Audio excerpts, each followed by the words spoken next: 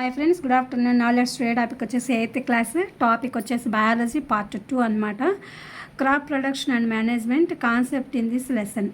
Agriculture practices. The different activities performed from plowing up to the harvesting are called agriculture practices. Animal husbandry. The large-scale rearing of animals in farms by providing them proper food, shelter and care is called animal husbandry. Crop.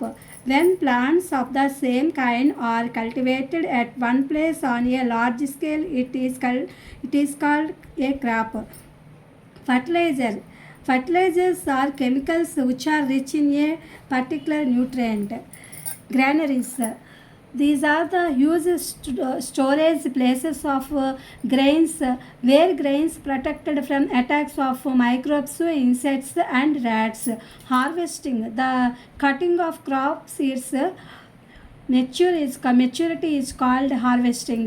Irrigation. The supply of water the crops at regular intervals is called irrigation. Kharif. The crops which are growing in Kharif seasons are raining season. June to September are the time between June to September is known as Kharif. Manure. The decomposed organic matter obtained from plant or animals waste. ఇది friends English version 8th class biology first part. నేను మ్యాన్మైప్ అనేది video upload చేశాను. Concept in this lesson అంటే ఇందులో ఉండేటువంటి ఈ లెసన్లో చెప్పుకునేటటువంటి మన విషయాలు అనమాట. మనం వేటి గురించి అయితే చర్చిస్తామో దాంట్లో ఉండేటువంటి మెయిన్ పాయింట్స్ అనేవి నేను ఈ వీడియో అప్లోడ్ చేస్తున్నాను.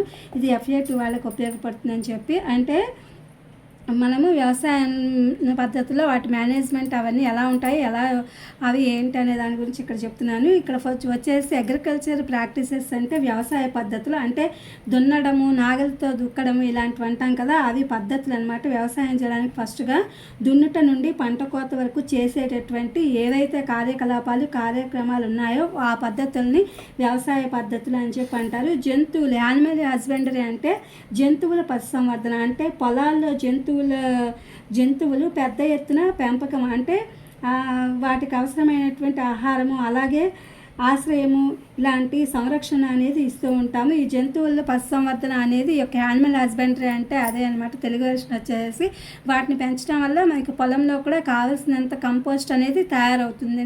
అలాగే వాటికి కూడా మనము మేత అనేది ఆ పంటలో కొంతవరకు వేసుకోవచ్చు అనమాట. క్రాప్ వచ్చేసి ఇదేంటంటే ఇది మామూలుగా పంట అనమాట. అంటే ఒకే రకమైన పంట మొక్కలు ఒకే చోట పెద్ద ఎత్తులో పండించినప్పుడు దీనిని పంట అంటారు. అంటే మనం ఒక్కొక్కప్పుడు ఒక్కో పంట వేస్తాం, ఆ యొక్క సీజన్ని బట్టి ఆ యొక్క కాల పరిస్థితులను బట్టి మనం పంట వేస్తాం. అది లార్జ్ స్కేల్లో మనం వేస్తాం అనమాట. అంటే ఇన్ని వేల ఎకరాలు లేకపోతే ఇన్ని ఎకరాలు అని వేస్తాము. That is the crop.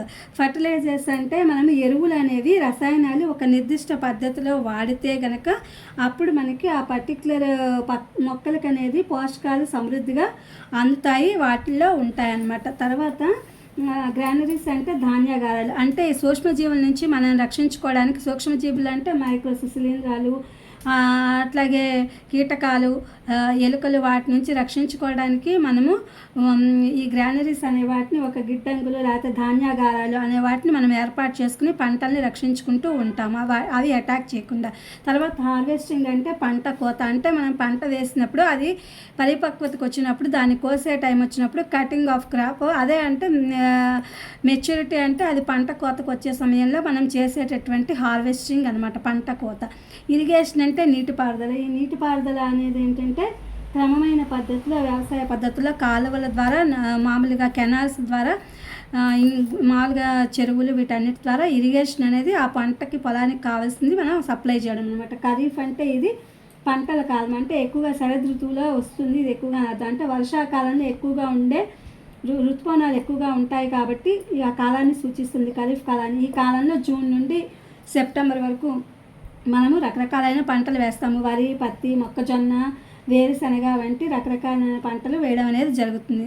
This is the kharif అనమాట, ఖరీఫ్ సీజన్. అలాగే రబీ సీజన్ కూడా ఉంటుంది, ఆ తర్వాత చూద్దాము లెసన్లో ఉన్నదాన్ని బట్టి. ఎరువులు అనమాట. అంటే చనిపోయిన మొక్కలు, జంతువులు, అలాగే మనం వేస్ట్ ఎలా కూరగాయలు వేస్టేజ్ తీసినవి ఉంటాయి కదా, అవన్నీ కూడా మనము ఈ యానిమల్స్ వీటన్నిటి యొక్క వేస్టేజ్, జంతు పదార్థాలు కుళ్ళింపజేసి ఆకులు వాటన్నిటిని సేంద్రియంగా అంటే ఆర్గానిక్ మాన్యూర్ అనేది తయారు చేస్తూ ఉండి పొలాలకు వేస్తే ఇది నేల సారాన్ని పెంచుతాయి అనమాట. ఇది ఇవాల్టి part 2 8th class crop production and management biology FA2 వాళ్ళకి ఇది ఉపయోగపడుతుందని చెప్పి వీడియో అప్లోడ్ చేస్తున్నా. Please my channel like, share, subscribe and comment. Thank you for watching. Thank you for our support.